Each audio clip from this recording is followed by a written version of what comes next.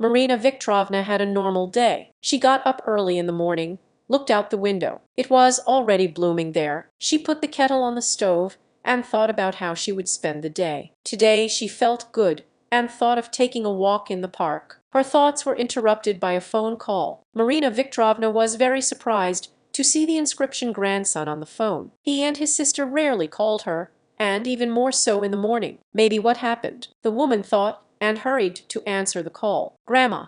Hi, Dima said cheerfully. Hearing the cheerful voice of her grandson, Marina Viktorovna calmed down. Ba, Irinka and I want to stop by today. We'll be there soon. Did something happen? No, it's fine. We just missed you. The grandson answered and hung up. Marina Viktorovna thought about it. She loves her grandchildren very much, but they rarely spoil her with their visits. They call mostly on holidays, and a couple of times a year they will look in for 5 minutes. Previously, they often gathered as a family. She, her son and daughter-in-law, and grandchildren. The son always found time for his mother, even in his busy schedule. They had their own business, and often Vadim and Katya were on the road, leaving their grandchildren with her. Then, the grandchildren grew up and were left alone at home. They had a big house, and a maid lived there all the time, and there was a visiting cook. Therefore, the children did not stay hungry. But 6 years ago, there was a tragedy. Vadim and Katya flew away for the next negotiations. Everything was fine.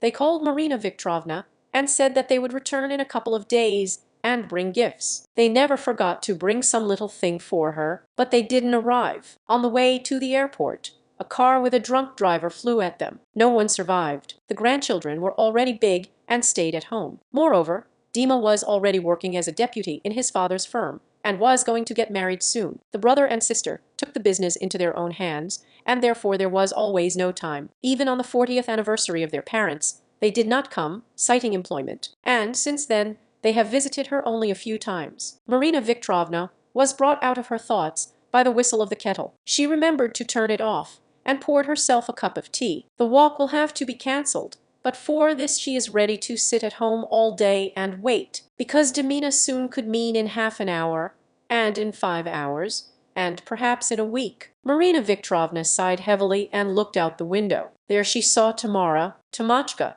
The neighbor is the only person who constantly helps her. She often visits Marina Viktorovna, brings groceries, drinks tea with her, and tells funny stories. Thanks to Tom, Marina Viktorovna did not go mad with grief. They hadn't been this close before, but somehow Tamachka was passing by the bench and saw a sad Marina Viktorovna. I asked if everything was okay. Marina Viktorovna reassured the woman, saying that everything was fine, and Toma left. It began to rain, and Marina Viktorovna continued to sit on the bench, seeing this through the window.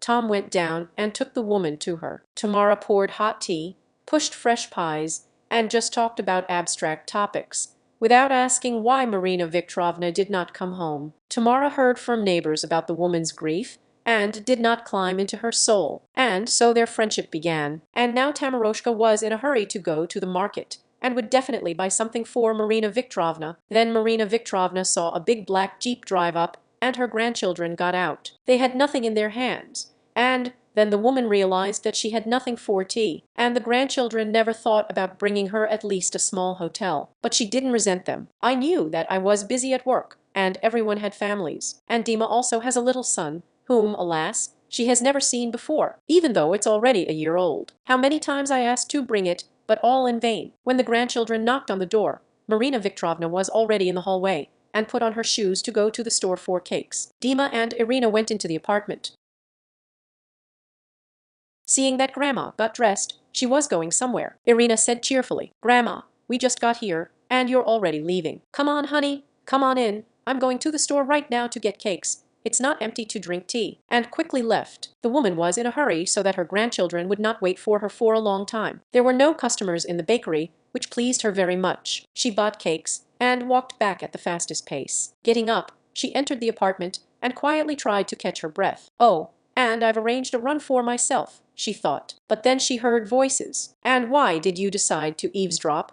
Even though it was not typical for her. "Irene, what are you worried about? Everything will be at its best." Dima's voice was heard. "We'll come over this weekend. You and Grandma will go for a walk, and I'll stay here and find the documents." "Dean, she won't agree." "I know. Therefore, We will say we bought her a ticket to a sanatorium for a couple of weeks. She won't understand the trick. I found a great retirement home. During this time, we will sell the apartment.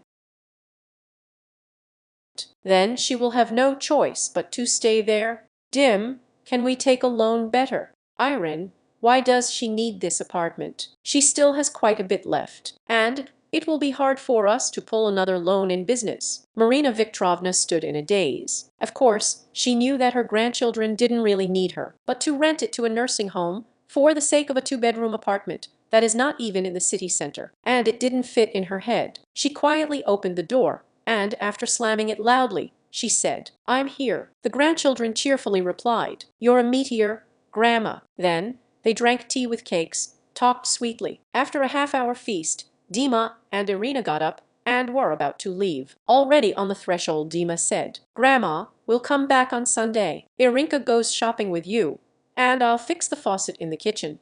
And the door of the cabinet in the kitchen barely hangs." Grandma broke into a smile. It was hard for her, but she couldn't show it. "Can you bring your great-grandson?" "Not this time. He's in the village now. But he will come on Monday, and I will bring him." And they left, and Marina Viktorovna barely reached the kitchen on wobbly legs. "In my head there were only thoughts of how to prevent all this. Don't they have enough money? They have a business. Every house has a car. Why can't she live in her apartment in peace?" At this time, the door in the hallway slammed, and Tamara's cheerful voice was heard. "Marina Viktorovna, why is the door wide open? Are you all right? I brought something from the market. Ugh, barely carried it. What I'm going to show you now is just a sight. When I saw it, I immediately thought of you. I remember that the salt shaker broke." She went into the kitchen, put the bags on the floor, and saw that Marina Viktorovna was sitting and looking at one point. "Viktorovna, what hurts? What happened?" "I'm going to find your medicine now, Tamachka. You don't need medicine." But Tamara didn't hear, and muttering was looking for pills in the drawer. Marina Viktorovna took her hand. "Don't take pills. It's okay," the woman said with tears in her eyes. "I had grandchildren, so that's the thing. What kind of joyful news was reported that you have tears of joy? Maybe Irinka is pregnant." Marina Viktorovna silently shook her head. "Sit down, Tamaroshka. I'll put the kettle on." Over the past 6 years, Tamara has become Marina Viktorovna like the daughter she never had. And then she came up with a brilliant idea. The woman poured tea, pushed the remaining cakes, and verbatim told the conversation she heard. Tamara sat in silence. She couldn't even drink tea. "Thoughts were swarming in my head, as native people can do this." Marina Viktorovna was like a mother to her. Tamara's mother died when she was still a little girl. She was raised by her father, whom she cared for until his very last days. She had no idea of giving him to a hospice, as many old people with such a diagnosis were given. And here, Marina Viktorovna is not a burden to them. She is moderately healthy and completely independent. Marina Viktorovna's voice brought Tamara out of her thoughts. "Tamachka, that's what I came up with. You're like a daughter to me, and that's why I'm going to transfer the apartment to you. Don't even think about talking about it." Tamara objected. "You have relatives, and I'm just a neighbor. That's not why I'm helping. I am pleased to help you. You have become like a mother to me over the years, but I'm not doing this so that you will unsubscribe the apartment to me. Tamara, my family is not in poverty, and they also decided to do this to me. And you have children, then you'll give them the apartment, and I will quietly live out my life in my native walls." They argued for about an hour, but Tamara finally gave up. They implemented their plan the very next day. Marina Viktorovna went home happy, imagining what kind of faces her grandchildren would have. On Friday, she called her grandson and said that her washing machine had completely broken down and asked him to buy a new one. She never asked them for anything. And then Tamachka's daughter gave birth. She really needs a new washing machine. Dima promised to buy it. The grandchildren arrived the next day. They moved a new washing machine, a cake, and somehow slyly looked at him. Irina went shopping with her grandmother, and Dima stayed to fix the wardrobe screen. Marina Viktorovna asked Irina to turn off the phone so that they could talk quietly, though reluctantly. She did it, and Marina Viktorovna took her granddaughter to the boutiques, deciding that let her granddaughter buy her something at least once. And Irina, deciding that the money from the sale of the apartment would cover everything, bought everything from her grandmother that she showed. Marina Viktorovna didn't need these new blouses, perfumes, cosmetics. She specially chose the size of Tamara and her daughter. And Irina did not look at what Grandma was taking, but only put the card to the terminal for payment. When they came home loaded with packages, they were met by an angry Dima. "Urka, why is the phone turned off?" "Granny, what is this?" He was waving the documents for the apartment. Marina Viktorovna smiled and said, "These are the documents for the apartment. And you have a granddaughter. And not why." Dima couldn't say a word. "Did you think to take me to a nursing home?" Then Irina's eyes widened. "Ira, she rewrote the apartment for some Vasilyeva Tamara. Can you imagine? With my own grandchildren." Marina Viktorovna grunted satisfactorily. "Relatives, you say? And relatives do as you wanted. Get out."